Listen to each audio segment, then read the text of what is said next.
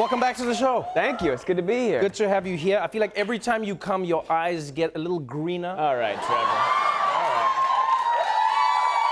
right. Your face gets a little more like you. How's life treating Fatter. you? No, I wish yeah. it was. There's no fat or anything here. I'm doing great. Yeah, you enjoying life? I am. I'm working hard. I'm playing hard. I'm having fun. Congratulations on another season of Grey's Anatomy. The show's been going. How many seasons has it been now? We just finished 15. 15 seasons. Yeah. And they're like the long seasons, like 25-hour-long episode seasons. Right. Not these little like 8-episode half-ass seasons. The rest of these people. I like how you're throwing shade at all the miniseries people out there. We're doing real seasons. Yeah. What's really impressive about the show for me is, like, I loved watching the show when I was in South Africa. It's huge out there. Yeah. And then I came to the US and it's big. And now there's like a resurgence of people, because some people watch it on Netflix. Yeah, people binge watch it. And I'm told we have more new fans than we do existing ones. People are discovering it anew. Right. There's more of them than there are folks who've been diehards forever. And it's also generational, right? It's 15 years. That means a whole new generation has been born and turned into a high schooler by now watching Yeah, it. so you get Some some grandmas, parents, and then their kids all watching it at once. So Is that ever like weird for you when you have like a generational fan gap? Do you know what I mean? Because like a lot of the time people have like a fan range. Yeah. And then we've now you're got getting like a it's just 12 like to 18, I'm your biggest fan 65, and my mom. Yeah, and my grandma. Yes. And they're aggressive. Grandmas in particular. Yeah. Grandmothers are aggressive. Don't underestimate Can I tell you, your elders. he's not playing. Grandmothers do not play games. They're touchy. Yes, they're very They're a touchy. touchy bunch. They Very grab touchy. And they've got a firm grip. I had one grandmother who came up to me at a meet and greet, and then she grabbed my ass and she said to me, "I don't have much time. Let's do this." Amazing. I'm serious. Amazing. I believe it. Yeah. There's a lot, and I will tell you, a lot of times I'll be like in their grip. Yes. And it's like a whole stomach rub, Yeah, unnecessary. yeah. Not part of the photo, but just like a stomach rub and like rubbing a little side boob action. There's a living their best side life. Boob action. Yeah, living their best life. Yeah. I like that. Grey's Anatomy has been a show that's had an impact on many people because you know what really intrigued me about the show when it kicked off was you had the show that Shonda Rhimes created where it spoke to so many issues that were happening in the world, but it didn't like specifically or explicitly call them out. Yeah. So for instance, you had a black doctor who had grown up in tough circumstances, but it wasn't like his story. It was part of his life. You had an Asian doctor who was dealing with her family and her world. You had a lesbian doctor who was struggling with how she told people about her sexuality. Yeah, but it was never like, this is the show about wokeness. In fact, I would even say it's amazing how came rarely before. we ever, if ever, we mentioned anything. Right. You just happen to have these people in positions of power and worthy of respect. And they were, that's why it's such a pioneering show. Everybody always said you couldn't do that. Right. Nobody would watch it. Do you think that's why people connected with it? Because it was about human beings and they happened to be as diverse I think as the world it started with the heart. It started with the actual humanity, and that's not an Asian surgeon. Yes. That's Yang. That's somebody you love. Right. It's not the black chief who's demonstrating that he's black by doing or saying something ridiculous. He's just Richard Weber. The way you said it now, I was just picturing like what is a black surgeon? Like this, chief? no, I was just neck picturing- jiving. Yeah, no, that's what I mean. Yeah. Just be like, I need a heart. Exactly. But let's talk a little bit about like that That's world definitely that you been created. done. I'm sure. Somewhere. Yeah. It sounds like a sketch. You've been doing it for so long that I feel like you should have like an honorary degree. I in could medicine. be a fully accredited surgeon by now. Do you think you know enough fake medicine to do real medicine? I could slow your death. I could buy you a few extra minutes.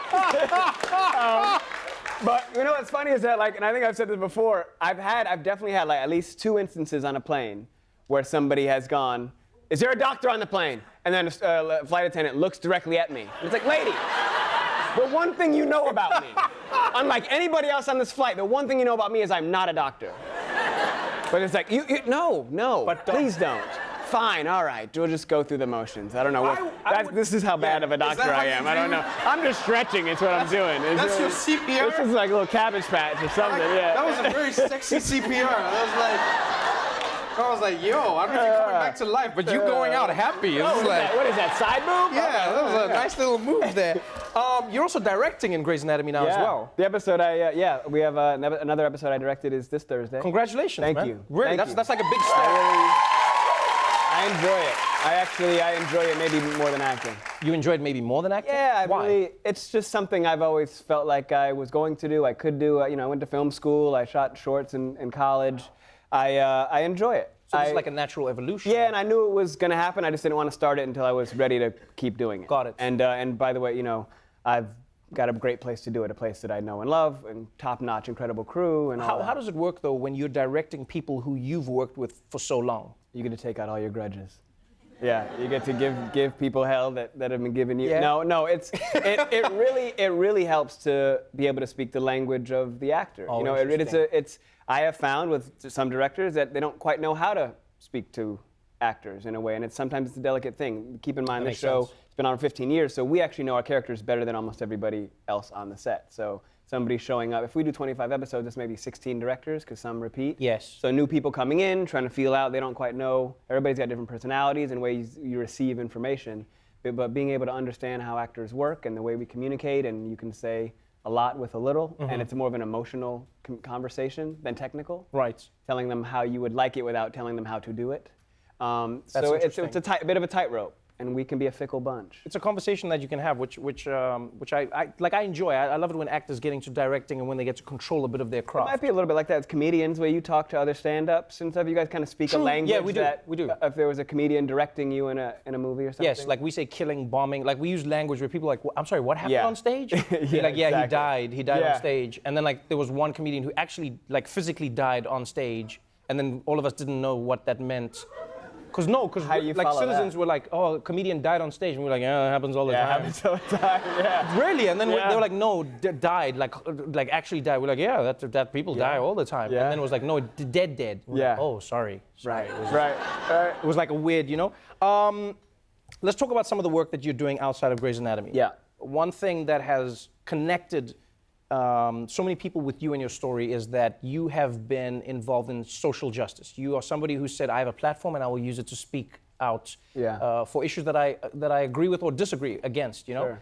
And so one thing that's been really interesting is now you've teamed up with MedMen, right? What do we call it? A cannabis company? Was that like the official term? The It's like- biggest Yeah. in the country. Spike Jones. Yes.